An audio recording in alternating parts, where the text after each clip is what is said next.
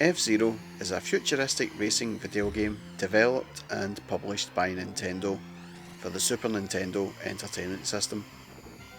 The game was released in Japan on November 21st, 1990, and then in North America in August 1991, before eventually being released in Europe in 1992. The game was used as a launch title for Nintendo's new 16-bit machine in each of those regions.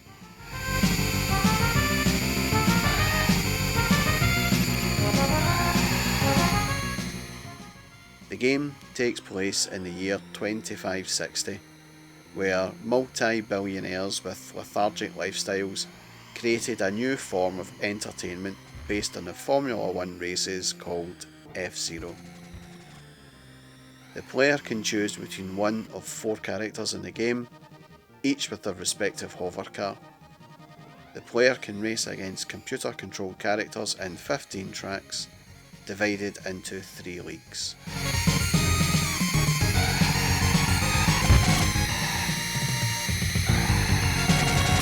Having this game as a launch release was a sound move by Nintendo, as this game clearly displayed the massive gulf in graphical power between the SNES and the Mega Drive.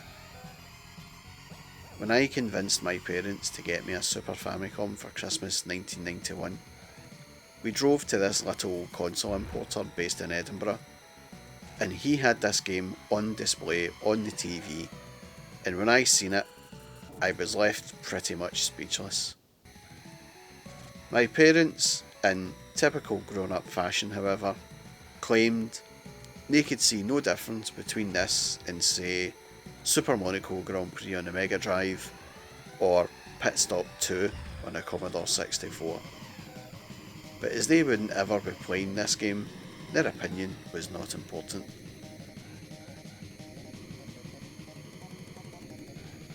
One look at the turns on the track, and you were left in no doubt that racing games on the Super Famicom were going to be a totally different beast when compared to pretty much every other home console or home micro for that matter.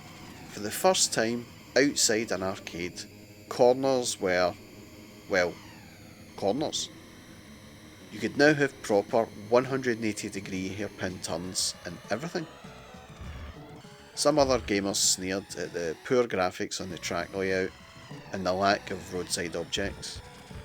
But to be honest, in other games such as Outrun, Hang On, and things like that, these objects are there along with the raster bar look of the track surface to convey the sense of speed. The track limits on F-Zero done the exact same job.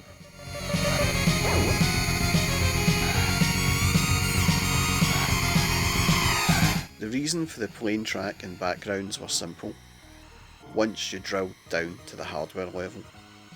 You see, the Super Nintendo had several graphical modes, and the one most commonly known to gamers was Mode 7. Mode 7 allowed for backgrounds to be flipped, rotated and scaled. So in F-Zero, Mode 7 was used to draw the tracks. But as Mode 7 could only be used on background layers, this meant the game wasn't true 3D, but instead the track was drawn as a background layer and rotated around the player, giving the effect of 3D.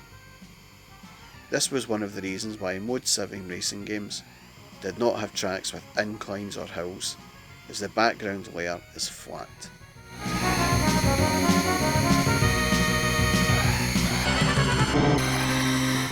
Of course, none of this really mattered. It just made F-Zero even more impressive in my opinion, as the developers had discovered a way to produce an effect the graphics mode was not intended for.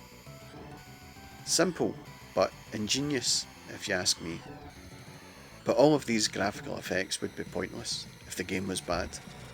But F-Zero is a truly outstanding game on the Super Nintendo, and even today, it's still a great game to play. It's a real shame it didn't have a multiplayer mode, but as this was an early release in the console's life, it's easy to forgive Nintendo for not including one.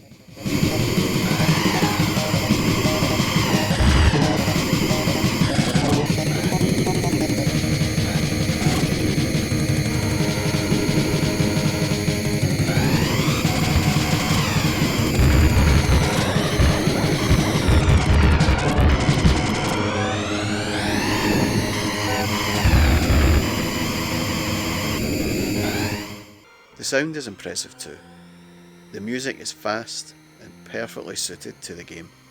In fact, some of these tunes have become iconic and have been covered by many an amateur musician. I used the classic F-Zero tune in a driving video of mine, and it seemed perfectly suited to that too.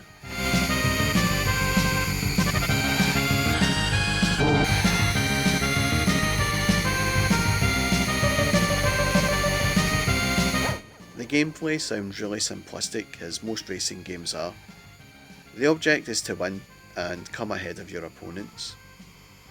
You start off each race with 3 main rivals, but after lap 1 several back markers appear to try and slow you down, and then some tracks have obstacles such as landmines and crosswinds which blow you into the side of the track.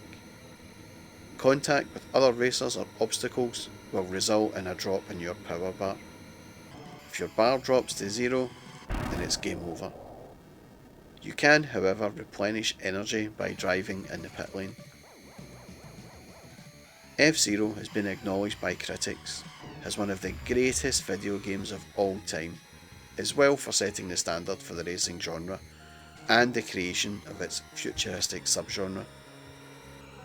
Critics lauded F-Zero for its fast and challenging gameplay, variety of tracks, and extensive use of the graphical mode called Mode 7.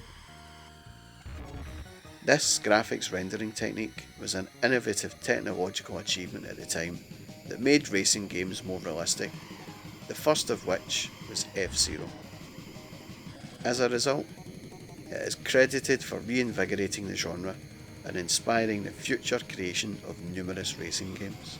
In my opinion, F-Zero was a game that started out life as a technical demo of the Super Nintendo's graphical power, and then grew arms and legs, and was refined into one of the best racing games ever made on any system.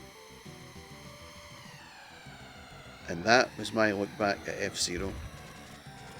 What are your thoughts on the game? Please feel free to leave a comment below, and as always, like and subscribe. That's all from me, folks. Thanks for watching.